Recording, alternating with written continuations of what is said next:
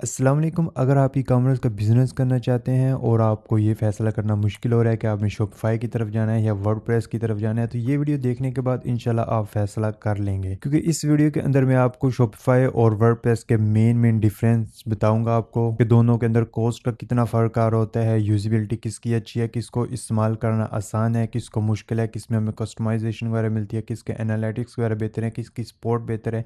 इस टाइप की तमाम के तमाम बातें हम इस वीडियो के अंदर डिस्कस करने वाले हैं, तो आइए स्टार्ट करते हैं। मैं हूं मोहम्मद अब्बास और इस वक्त आप देख रहे हैं ई-टेक यूट्यूब चैनल। तो हम सबसे पहले तो बात कर लेते हैं कि ये दोनों के दोनों ही CMS हैं, यानी कि कंटेंट मैनेजमेंट सिस्टम है। लेकिन जो शॉपिफाई है वो ई-कॉमर्स के लिए डिज़ाइन किया गया है। अगर आप ब्लॉग्स वगैरह बनाना चाहते हैं तो शॉपिफाई इस चीज़ के लिए डिज़ाइन बिल्कुल भी नहीं किया गया। शॉपिफाई सिर्फ और सिर्फ ई-कॉमर्स के लिए ही डिज़ाइन किया गया। अगर आप अपना कोई स्टोर क्रिएट करना चाहते हैं, प्रोडक्ट्स वगैरह सेल करना चाहते हैं, तो ही आप शॉपिफाई यूज़ कर सकते हैं, अदरवाइज़ आपके किसी काम का नहीं है। इसी तरह से जो वर्डप्रेस है वो ई-कॉमर्स के लिए डिज़ाइन नहीं किया गया। लेकिन वर्डप्रेस को ई-कॉमर्स के लिए यूज़ किया जाता है। वूकॉमर्स का ऐप कर लिया जाती है, फिर इस टाइप का शायद कोई और भी ऐप हो, लेकिन मोस्टली वूकॉमर्स ही यूज़ होता है। तो उसको यूज़ करके वर्डप्रेस को भी ई-कॉमर्स के लिए यूज़ किया जाता है। लेकिन इसके अंदर दोनों के अंदर काफ़ी और भी मज़ीद डिफरेंस भी हैं, तो हम वो डिस्कस कर लेते हैं। जो सबसे ज़्यादा क्वेश्चन पूछे जाने वाला वो है कॉस्ट के बारे में। कॉस्ट दोनों में कितनी कितनी पड़ रही होती है। तो पहले हम शॉपिफाई की बात कर लेते हैं। तो शॉपिफाई का जो पहले 3 मंथ का प्लान होता है वो हमें सिर्फ $3 में मिल रहा होता है, यानी कि $1 पर मंथ में मिल रहा होता है। तो $3 के अंदर सिर्फ आप अपना बिजनेस टेस्ट कर सकते हैं, क्योंकि पहले 3 मंथ के अंदर आपको पता चल जाता है कि आपका बिजनेस चलने वाला है या नहीं चलने वाला।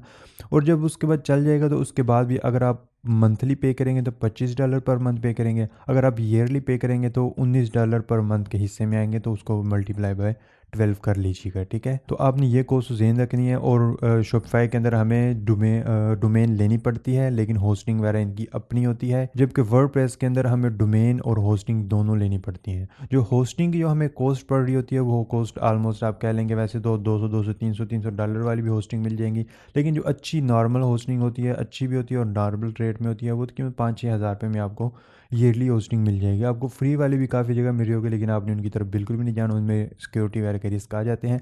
जो 5-6 हज़ार वाली है उसका लिंक मैं डिस्क्रिप्शन में डाल दूंगा, आप लिंक पे क्लिक करके वो वाली होस्टिंग बाय भी कर सकते हैं। और डोमेन का भी मैं लिंक डाल दूंगा, आप वो भी बाय कर सकते हैं। वो भी तकरीबन आपको वैसे तो $10 में होती है, मैं साथ में एक प्रोमो कोड भी लगा दूंगा जिसके ज़रिए आपको वो सिर्फ $6 के अंदर मिल रही होगी।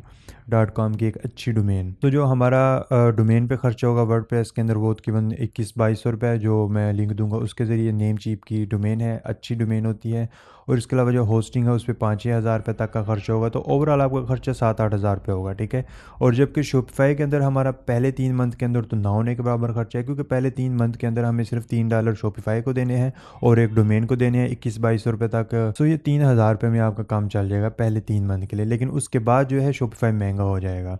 इसी तरह अगर हम वर्डप्रेस की बात करें, वर्डप्रेस के अंदर अगर आप फ्री के अंदर ही चलना चाहते हैं तो काम चल जाता है, ऐसा कोई इशू नहीं है, ठीक है। इसके अंदर जितने आप फ्री वाले सिर्फ प्लगइन यूज़ कर लें उससे भी आपका सही काम चल जाता है। लेकिन अगर आप शॉपिफाई के बराबर उसको लेके जाना चाहते हैं कि जो जो फीचर हमें शॉपिफाई दे रहा होता है, तो उसके लिए हमें शॉपिफाई से भी ज़्यादा खर्चा करना पड़ेगा, क्योंकि इसके फिर प्रीमियम प्लगइन्स और थीम वगैरह हमें बाय करने पड़ेंगे स्टार्ट के अंदर, जो कि बिल्कुल भी रिकमेंडेड नहीं है। तो कॉस्ट के अंदर जो है वो शॉपिफाई काफ़ी बेहतर है वर्डप्रेस की निस्बत। उसके बाद बात आ जाती है कि ईज़ ऑफ यूज़, यानी कि दोनों में से किसको इस्तेमाल करना आसान है। तो डेफिनेटली शॉपिफाई को इस्तेमाल करना काफ़ी आसान है और वर्डप्रेस को इस्तेमाल करना शॉपिफाई की निस्बत थोड़ा सा मुश्किल है। इसके बाद एक और इम्पोर्टेंट चीज़ आ जाती है लोडिंग टाइम, के दोनों में से वेबसाइट किस में फास्ट लोड हो रही होती है।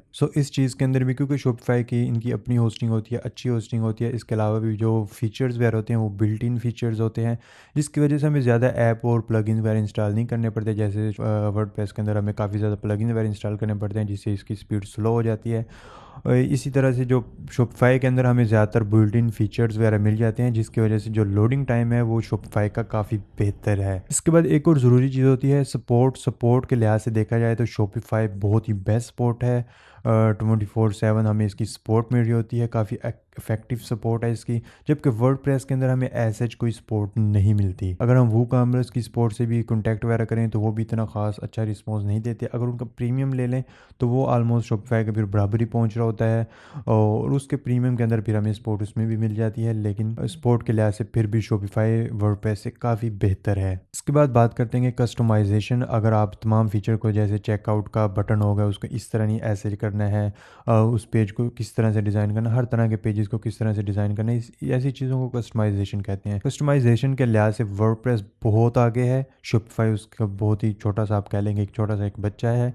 कस्टमाइजेशन के लिहाज से कस्टमाइजेशन हमें वर्डप्रेस के अंदर बहुत ज़्यादा डिटेल के अंदर मिल रही होती है, जबकि हमें शॉपिफाई के अंदर लिमिटेड सी थीम मिल रही होती हैं। तकरीबन 10-15 फ्री थीम्स हैं जिनके अंदर से हमें सेलेक्ट करना पड़ता है, जबकि वर्डप्रेस के ऊपर हज़ारों थीम्स हैं, आप अपनी मर्ज़ी से उनमें से चूज़ कर सकते हैं। तो इस कस्टमाइजेशन के लिहाज से वर्डप्रेस काफ़ी आगे है। इसके बाद एक और ज़रूरी चीज़ है स्पेशली पाकिस्तानी लोगों के लिए, वो है पेमेंट गेटवे। पेमेंट गेटवे का बहुत बड़ा डिफरेंस है। शॉपिफाई के अंदर अगर हम पाकिस्तानी किसी गेटवे की बात करें तो वो सिर्फ cash on delivery he add कर सकते हैं। इसके अलावा वैसे हम मैनुअल ट्रांसफ़र का एक बैंक का नंबर दे देते हैं, लेकिन जो स्पेशल जैसे तरीकाकार होता है कि हम किसी कार्ड की पेमेंट्स वगैरह लें या फिर वो डायरेक्ट हमारे बैंक में करें और उनको फ़ौरन ही एक्सेप्ट करें, यानी कि उसमें मैनुअल काम नहीं हो रहा होता, ऐसा पेमेंट गेटवे हमें शॉपिफाई के अंदर देखने को नहीं मिलता।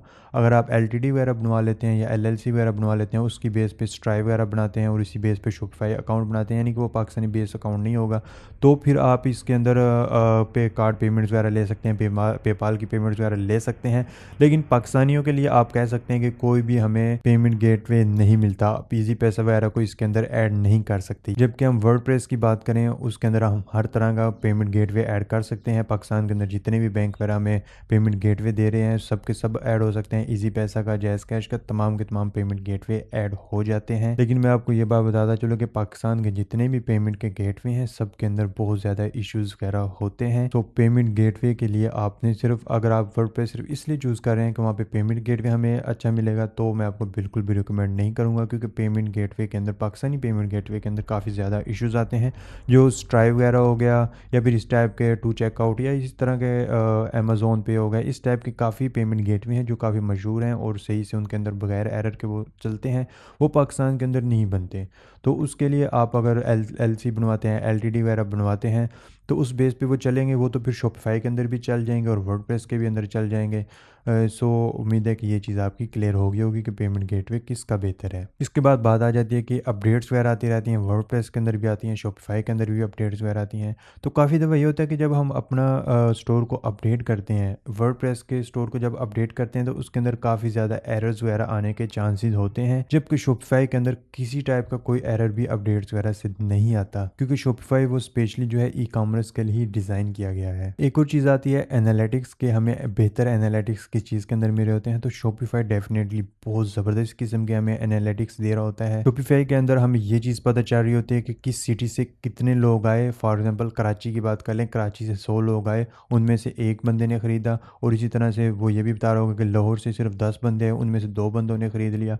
तो ये चीज़ जो है हमें बाद में काम देती है कि हमने किस सिटी को ज़्यादा टारगेट करना है, या फिर आप ओवरऑल वर्ल्ड को टारगेट कर रहे हैं तो फिर ये बताता है कि आपने किस कंट्री को टारगेट करना चाहिए, कहाँ से हमें बेहतर सेल्स वगैरह मिल रही हैं। तो इस चीज़ के अंदर एनालिटिक्स के अंदर जो है वो शॉपिफाई काफ़ी बेहतर है। अगर आप मेरी रिकमेंडेशन लेना चाहते हैं तो मैं ये चीज़ क्लियर बता दूँ कि मेरी रिकमेंडेशन शॉपिफाई के साथ ही है, अगर आप सिर्फ और सिर्फ ई कॉमर्स का स्टोर चलाना चाहते हैं तो।